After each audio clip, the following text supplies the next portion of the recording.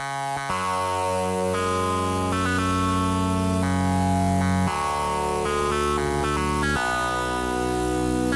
everyone, it's Breathing Bricks, and today I'm going to be showing you my brand new custom clone trooper. So first of all, I just want to say I'm entering this clone into the NobleArtist contest that is currently happening right now. So if you are interested in making a clone trooper and joining a contest, go ahead and check that out. I'll leave a link in the description to the contest video that explains all the rules. Basically, a quick rundown is that you needed to make a custom that no one has ever seen before. Maybe you took inspiration from somewhere, but really it's just supposed to be all your own ideas. And yeah, that was the idea for this contest. So the lighting here is questionable. I started off with like shining, like a really bright light on the clone. But it's annoying because then, because of the white helmet, it kind of blotches out all the battle damage that he has on his helmet, and I kind of want you guys to see that, so it doesn't really look like, oh, he doesn't have any battle damage on his helmet, but then he has battle damage on his legs, and then, that doesn't really make a lot of sense. So, yeah. That was a really long intro, but this is my custom rogue clone trooper. So here, let me see if I can find a guy. Basically, he started off looking like this. He had his own, as part of his own legion, or whatever you want to call it. And then one day he decided, maybe it was in the midst of battle, he decided to go rogue. And so he ran away, from the Republic. And this is what he looks like now. So he's kind of he's a clone trooper. He's still technically a clone trooper. He's just a rogue clone trooper. So hopefully that still counts as a clone trooper.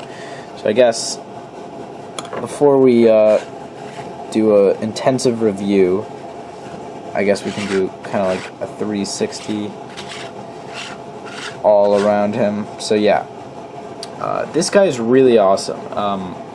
He took a really long time to make. I'd say at least if I added up all the days, because I did him over like a span of maybe 4 days. If I added up all the time that it took to make him, it was probably at least like 4 hours. So usually customs, can take around 2 hours or so, maybe even a little less. But this guy took a while. There's a lot of pieces on this guy that were very small and required a lot of time, placing them precisely, which is not easy, and so I had to redo a bunch of things. But anyways, as you guys might be able to tell, he's kind of okay, so I wanted it to look like, he was a normal clone trooper, so I basically made a custom clone trooper. But it was just like a white clone trooper, just so, he wasn't anything special or important. So I, added the white armor to the arms like this, added whatever, knee pads and stuff. And then I basically painted over all of that as if this guy was painting over it himself. So yeah, okay, let's start off with the legs. So he's got, his boots right here. You can actually see his boots are even battle damaged. So this is a really detailed figure. All this here is on purpose. And yeah, if the bright light was shining on this guy, you wouldn't have been able to see that battle damage. So that's why it's sort of a darker lighting right now. So yeah, he's got the little gold accents on his boots. Then moving up, he's got his 2 knee pads. They're actually a shape that I've never done before, and I guess that was just to kind of make this guy more unique. So maybe he swapped out his knee pads, who knows, but it's got a little gold accent there as well, and then some more battle damage on the legs. You can see on the right leg, he's got 2 scratches. Hopefully you can make that out. It's kind of hard to make out, but I painted 2 or 3 scratches on the legs, and just some typical blotched battle damage there. Now, moving on to his belt, you can see this actually required 2 pieces to make this little pelvic area part of the belt, kind of like holds together the belt, a buckle, and then also, you know, it's also protection. So you can see here he's got like 2 little ammo things, 3D, obviously, and then he's got these little, I don't know what you would call them, but they're also, you know, just essential tools for him, or maybe not essential, but like useful for whatever he's doing at the time, his job. Maybe he's, you know, I don't know, he's a bounty hunter now. He could be a bounty hunter now, but I don't want to say he's a bounty hunter because he's a clone. He's just gone rogue, so, you know, if people try and find him out, because obviously you're not supposed to go rogue, you know, all these tools are going to help him fight, you know, fend off whoever's trying to expose him. Got 2 little tanks right here. You could, you know, these could be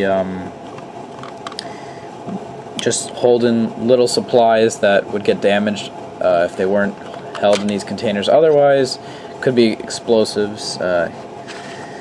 Then got some battle damage on the side here. You can see that, obviously. His chest plate is really cool. You can see he's kind of got like a monitor, right, or like not a monitor as in a computer monitor, but like a heart monitor right here for his heart. And you know, he's just got some circuitry over there. Then you got this just like gold design going down, pretty cool, and then black surrounding that. And he like implanted this into himself over his clone armor, so you can still see white behind that, and there's battle damage even behind that armor. So that, I think, is a really interesting detail. So we can move on to his arms. This arm right here, basically, this is actually the more interesting arm. Well, you can be the judge, but this has an interesting design on the, well, first of all, it's gold. It's gold accenting the white of the typical clone arm, and this kind of has like a V pattern up here, the gold, and it goes down, turns into a line, and then, you know, there's some on the hand, and obviously all battle damaged. So I think, you know, stuff like this really just shows a really intense detail on this figure, because that right there is like supposed to be a bullet that whizzed past him, or a laser, obviously. Moving on to the other arm, you can see he actually has a spare ammo pack right here. So this is just in case, you know, we'll get to the gun later, but he's firing his gun. He, you know, runs out of ammo. He can just quickly, whoop, right there, grab that off his wrist and put that on his gun. Now, I was thinking of giving him also like a comm link and maybe painting this and turning it into a comm link, but I kept it the same color as his ammo pack, just because this guy doesn't really need to talk to anyone. He's rogue, and, you know, if he has a comm link, there's more of a chance he's going to be found out that way. So moving on, you can see the helmet here. The helmet is really unique. Sorry if it went out of focus there. Wasn't paying attention to the camera screen, but the LCD. So yeah, I sculpted this. So I haven't really ever sculpted much for my customs. I don't know if ever actually, but this is my first time sculpting, and I think it turned out relatively well. So basically, this is just a breathing device, so to say, breathalyzer, whatever you want to call it. Basically, it helps him, you know, go on numerous different planets, because, you know, he's on the run, so he's always going to have to be in different environments. Something like a bounty hunter helmet would have, kind of like Cad Bane and, you know, all those guys. So he's got some gold accents in the sort of breathing, whatever, air filtration system, and then, you know, these two typical clone kind of dot there, right there. Then you can see he has 2 gold tubes. He has tubing coming out of this here, and actually this is the main function of this, so I should have probably said this first, but I think it's good that I said the other stuff as a prerequisite, and now you can see what the main function of this breathing device is it actually is connected to a back-to-tank. So if you didn't know, back-to-tanks, at least in Battlefront 2, the classic version, back-to-tanks are used for health. So basically this is like replenishing his health, and health, I guess, in a more realistic sense, is like a good air supply, and just like boosting him with oxygen, I guess. That's just what I'm making. I mean, I don't know if that's a real thing in Star Wars, but that's what this guy is, and he's a clone that, you know, no one's ever seen before, so he can pretty much have whatever he wants. Well, whatever I want him to have. So, painted this gray, obviously, it's a glossy gray, so it matches his helmet, but also it's sort of battle damaged, like his helmet. Now, on the left, right here, this is a peripheral, or, you know, sight, or whatever you want to call it, micro binoculars, but it's his own custom one. So, usually, you know, they go across the whole, his whole helmet, but this guy likes to multitask, so, you know, he can flip this up and down when he wants, but he usually keeps it on just so, especially when he's like running or something like that, or fighting someone, because he's gonna, you know, he wants to have to deal with, or, yeah, I don't know what I'm saying. It's easier for him to be able to deal with people, you know, that are far away or shooting at him or something, and he can see them out of one eye and then with the other one, so he's, you know, seeing what he needs to see to be able to run in front of him. But this right here, basically the reason why I call it a peripheral is because he can, you know, see pretty much all the way back to here, so he can see all of this right now. Obviously he's not alive, but this character can. Alright, over here, this is a sensor, so, you know, it's got a little gold stripe right here, and then you can tell just his little antenna right there, you know, all battle worn, bent up and stuff, but I think it adds sort of like a cool effect.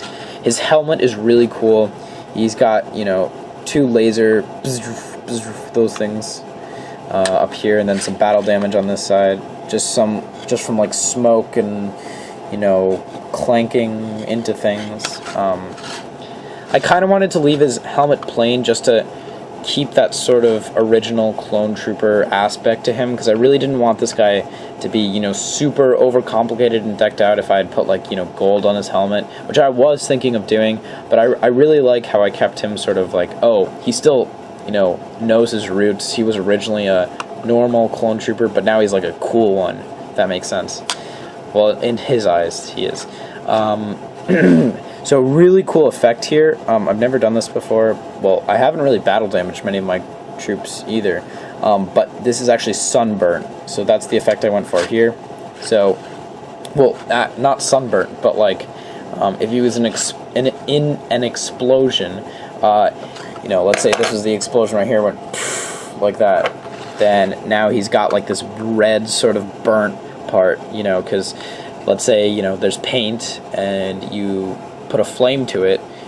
If you don't put it like directly on it, it turns sort of a reddish color, reddish orangish color. Also rocks too, so that's kind of what I was going for here. So it's like either you could take it as a sun-baked element, or it's like an explosion. And there's also some of it on his arm. I don't know if it's coming up on camera, but it's very lightly on his arm. So yeah, what else to cover?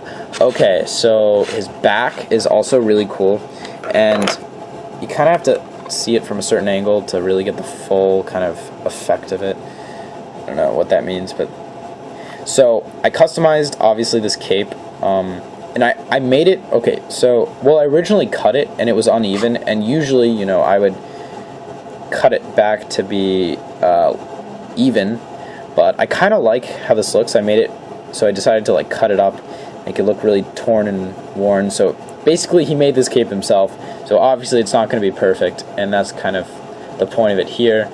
Also behind this, I didn't even mention this when I was talking about the legs, he has a comma. Basically shows how complicated this figure is. So, or wait, is this called a comma? I'm not entirely sure.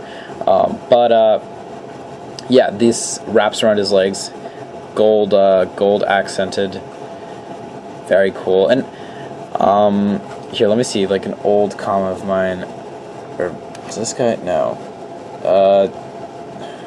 yeah, I think this guy has one. Okay, well, I did it with that also. There's one thing I want to say. So I didn't do it with this guy. This guy, excuse me, my phone's ringing. Alright, sorry about that. So this guy, his comma is kind of flat. Now let's say it went around the legs, like here. I think, yeah, I don't have a figure right now that has that, but a lot of my figures do. It's kind of annoying because it's kind of hard to imagine him walking like that just because it's wrapped around his legs. So I cut this out here, like I physically cut it here when he was on the figure actually, so that was kind of a pain, but then I painted it gold so you could see that better. Okay, on his back, you can see he has his backpack right here, and basically it's just like regulation for, you know, whatever gadgets he has, and also his the back to tank. So obviously it's really important. It needs to be powered somehow, so this is basically the power supply, and he wears that as a backpack, and it has a really cool 3D effect. See right there. So he tried to minimalize the amount of weight he had on him, so it's, you know, completely clear and you can't really carry anything in it, but it's still like a cool backpack design, I think. Then his cape also, from this side, if you couldn't tell before, it actually has red on the inverted side of the cape. So I know that, I think General Grievous did that, and I thought that was an awesome, you know, really awesome, and I think it just kind of looks badass. I don't know. Don't know what else to say, but like, if you imagine this guy, like, his cape blowing in the wind. Pretty cool. Also, I completely forgot also, see, there's so many little things with this guy. The helmet. I actually took a piece of green metal and spent, you know, a really long time trying to force it into the helmet, but it's behind his helmet, so you can't take off the head, but, well, you can. You just have to put the green piece of metal back in, which is really a pain.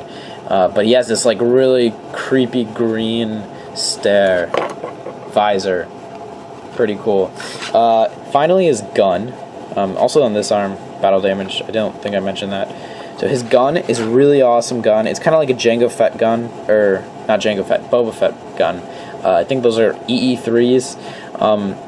It's a little more longer on the end, but basically, the gun actually itself took a long time to make. I had to cut up one of my old customs rifles because I ran out of long rifles, but you know, so it was kind of a pain.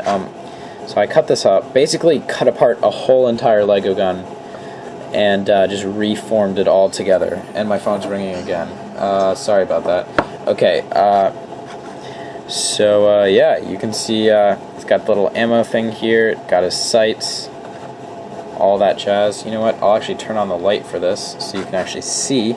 Hopefully this video didn't turn out bad because there wasn't a lot of light, but on the butt of the gun, I added sort of like a wood effect, so I didn't fully paint in, you know, I sort of painted with a dry brush so that it looks, you know, more like wood, not just like a clean, it's not really like a clean wood or brown color. If you can, I don't know if you can tell, kind of has that oak sort of with the black inlays.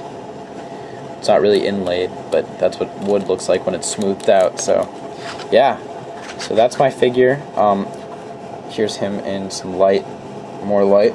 I hope you guys enjoyed this video. This video is really long. It's 20 minutes. So, thanks for watching if you watched the whole time. And stay tuned for some more customs. And Joel from the NobleArtist, if you're watching this, you know, really hope you enjoy this figure and can appreciate the amount of effort that I put into this. And yeah, good luck to everyone else in the contest, and thanks for watching.